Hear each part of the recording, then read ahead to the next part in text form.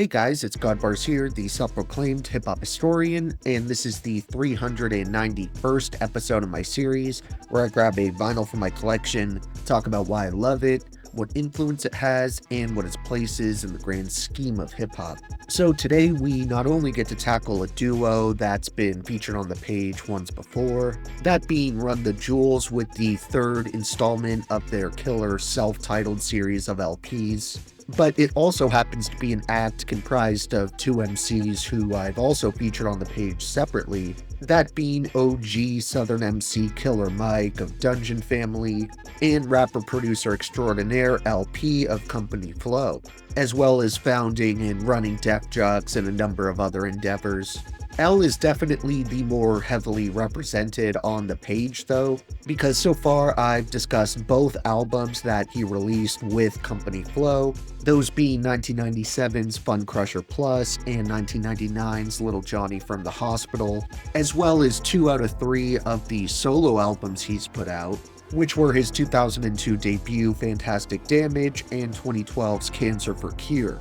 And that isn't even including other classic LPs that he fully produced that I've focused on, especially the Cold Vein by Cannibal Ox. Meanwhile, with Killer Mike, so far I've only discussed his killer 2012 album Rap Music, and even this highly successful project was completely produced by LP. In fact, if you watch my previous video for Run the Jewels 2, which I'll link down in the description below, you'll learn this Killer Mike project was actually kind of the impetus for their friendship and longtime stint as musical partners, which continues to this day. You may be wondering why I've gone from RTJ 2 to 3, continuing to skip over the original Run the Jewels, and honestly that's just because while I still highly enjoy their debut as a new duo, I didn't really feel like they perfected the formula until their sophomore effort, and that still may be my personal favorite album from these two. But Run the Jewels 3 is definitely not far behind in second place, though unlike its predecessor, I didn't instantly fall in love with this thing the second I first heard it. I mean, I remember enjoying it and not being remotely disappointed or anything, but for whatever reason when I returned to this LP a few years later, it hit me way harder. Especially the second half, which has a number of tracks that grew on me so much that they went from barely being on my radar to becoming some of my all-time favorite Run the Jewels moments. What I actually will give this thing over the second RTJ is while the former installation has harder hitting moments that I bumped in the whip way more and less in the way of raw, personal content, this project has a decidedly moodier feel and aesthetic, which can still occasionally slap pretty hard in its own right. I mean, that's largely their entire MO. In fact, they even landed a couple pretty big hits with tracks like Legend Has It or Oh Mama, but it's really the material toward the back end of the LP that touch you on an emotional level that isn't really quite found in any of their other work. This is definitely intentional, as LP has spoken on how he's wanted every Run the Jewels album to sound unique and have its own angle and personality, and while that was already largely accomplished by the killer instrumentals alone, they further defined this experience by having a number of more vulnerable and open verses, with arguably the most pressing example being on the track Thursday in the Danger Room, which features modern jazz legend Kamasi Washington. Here, both Killer Mike and El Producto write extremely poignant and revealing verses, but they really push themselves here and do something not enough mainstream rappers or artists in general do, which is admitting some pretty ugly truths that many people would just rather keep buried deep down, for fear of being shunned or thought of as not cool. And these aren't like edgy teens trying to get attention and glorifying dark situations. This is truly morbid but real stuff.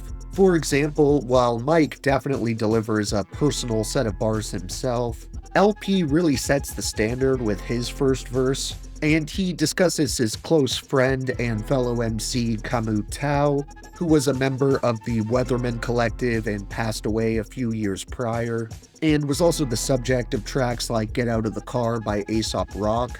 And L talks about how after months of visiting his friend in the hospital and watching him slowly, inevitably die, There came a time where he found himself almost wishing Camus would pass so all the hurt and pain could be over for everyone involved.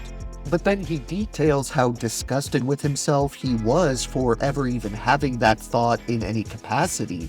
He obviously describes it a lot better than me though, so I'm going to share this touching and truly brave piece of lyricism, which starts with LP rapping, "Right for a right, wrong for a wrong. This is clearly not life's design.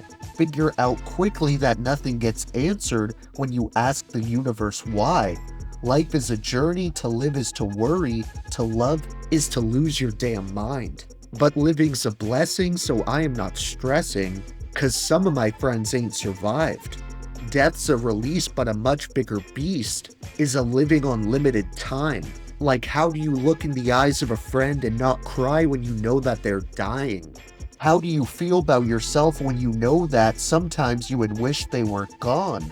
Not because you didn't love them, but just because you felt too weak to be strong.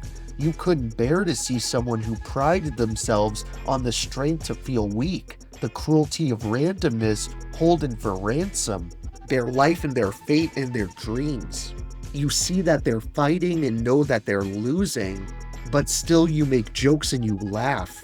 'Cause you know despite all the sadness, you better get in the good times while they last. Now every new word that they speak, you are already feeling like it's in the past. And when they are gone, you just try to move on 'cause the memory's hurting too bad. Grown up so much and I wonder who you'd have become if you stuck for a while. Just know that I love you, good friend, don't forget you. Now when I remember, I smile." While all of the production here is handled by LP himself as usual, there are a few guest appearances who show up on Run the Jewels 3 outside of Kamasi Washington, who I already mentioned, and the rest of these features include Joy, Tunde Adebimpe, Boots, Trina, and Danny Brown. When it comes to my honorable mentions for this one, I definitely want to recommend tracks like Down, Talk to Me, Legend Has It, Call Ticketron, Hey Kids, Boomaye, Stay Gold, Panther Like a Panther, Thieves, Screamed the Ghost, and Everybody Stay Calm. Then for my overall top 3 favorites, I think I'd have to narrow it down to Oh Mama, Thursday in the Danger Room, and A Report to the Shareholders / Kill Your Masters. Thank you for watching my 391st video. Next up we have another duo, but this one actually happens to come in the form of a husband and wife. So tune in for that one, and if you enjoyed, be sure to like, subscribe, and let me know what song stuck out to you the most off this experimental and creative LP. Don't forget to have a great day, and I'll see you next time, okay? Alright.